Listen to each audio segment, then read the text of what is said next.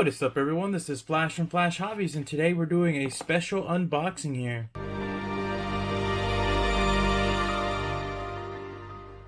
So I ordered this off of eBay. I paid $44.99 for it because my 3D printing bed is not big enough to do this. So I got this from Club 5 Racing on eBay, and again I paid $44.99 and I think like $3 or $4 shipped.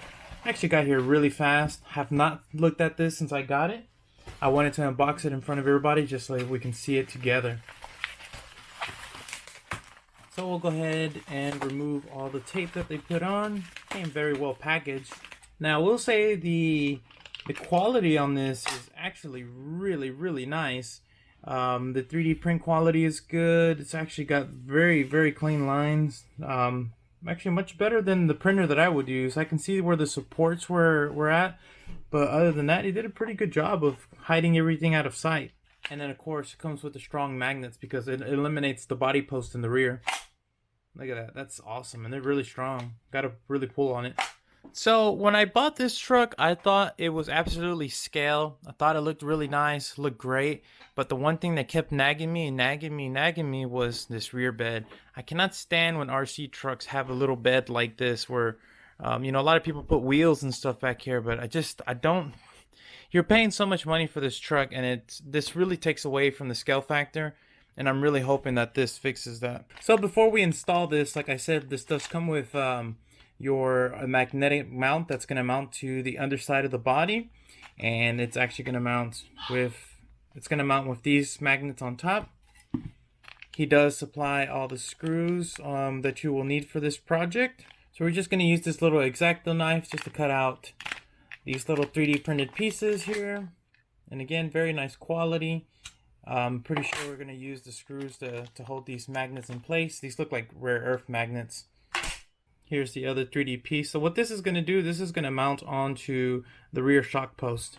And if you haven't picked yourself up one of these, I highly recommend it. It's a magnetic tray. I picked this up at Harbor Freight for 99 cents. So we dumped all of our screws in here and they're held on by the magnet. That way I don't lose anything. And for this project you will need a 1.5 millimeter hex driver. And you will also need a 2.0 millimeter hex driver. So let's start with the truck. So we're going to go ahead and remove the body. Make sure everything is disconnected on it.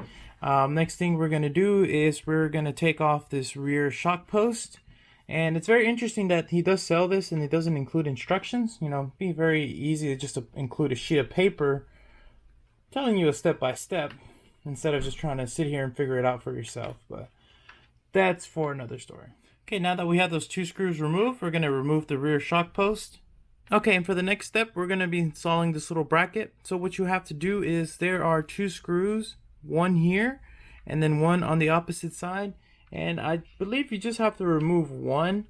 So we're going to try this one. And once this comes off, we should be able to swing it open and just put that little bracket in. Alright, so we have this one loose. We're just going to take out that screw and set it aside for a second. And yeah, so I think we have enough play there to where we can fit that little bracket in. So it doesn't matter which way it goes in because honestly, it's the screws that go on top. They should line up with your body posts or where they were.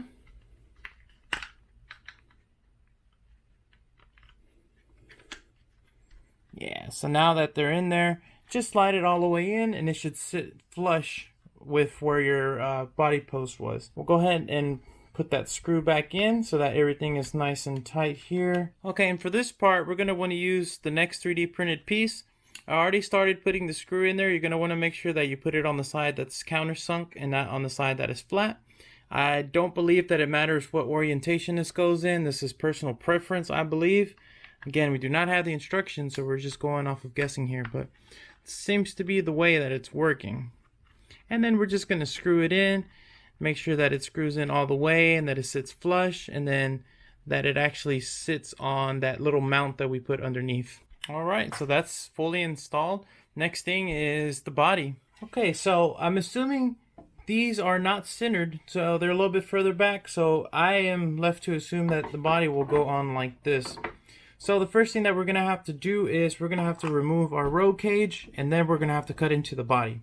So for your roll cage, you have 1, 2, 3, and 4. And we're going to use a 2mm hex driver to take that off. And now that we have those screws off, it just comes off as one piece. So now what we're left with is our exposed bed. So if we put the bed in, you can see that once it sits down, it's going to sit on the lip of the truck. So we're going to have to cut on the inside so that this is recessed on the inside. This looks like it's going to be clipped onto here. So we are not going to cut this part off and just cut the flat piece, and we'll see if we need to adjust from there. Rather cut too little than too much and have to make it really work. So just make sure you have a very nice and sharp X-Acto knife and just kind of go in there. Make sure you take your time or go hack away at it. Me, I'm not going to take my time too much because this is really going to cover up any imperfections that you have on the body. But if you're a cheater like me, I'm going to use my Dremel.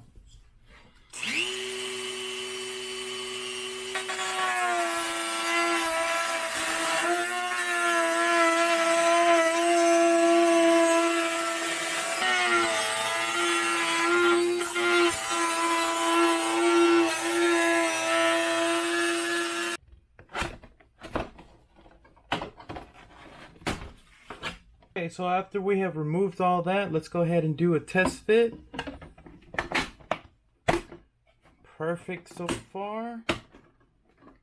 Alright, so she's in there a little snug, which means she fit just right, so I'm really happy with that. So the next thing to do is we're going to drill our holes, which they already have pre-holes here, but you're going to have to finish drilling through to get your screw in, and then it's got a little nut that goes on, really tiny, it's a nut that goes on the opposite side.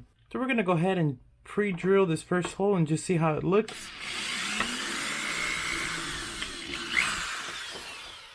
We're going to use our 1.5mm here. Then we're going to flip it over and we're going to put our nut down there and make sure that it grabs on. Alright, so she's all installed. I gotta say, this was the longest part of the installation. It was putting in these tiny little screws. So hard to get pliers on the other side and make sure that everything lines up, but we finally got it.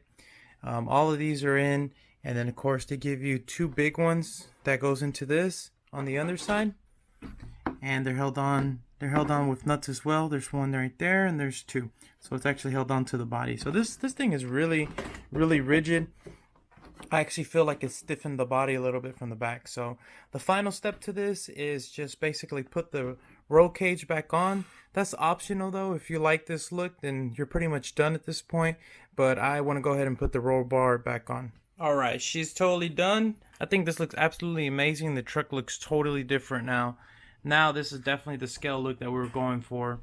I have some 3D printed accessories that we're going to put in there.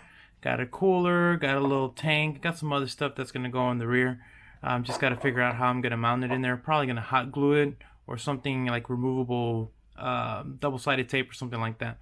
But that's just to give you an idea of what you could do with it. Anyways, guys, that's going to do it for this video. If you have any questions, as always, leave them down below. Don't forget to hit that like, subscribe with notifications, and we'll see you on the next one. Thanks for watching.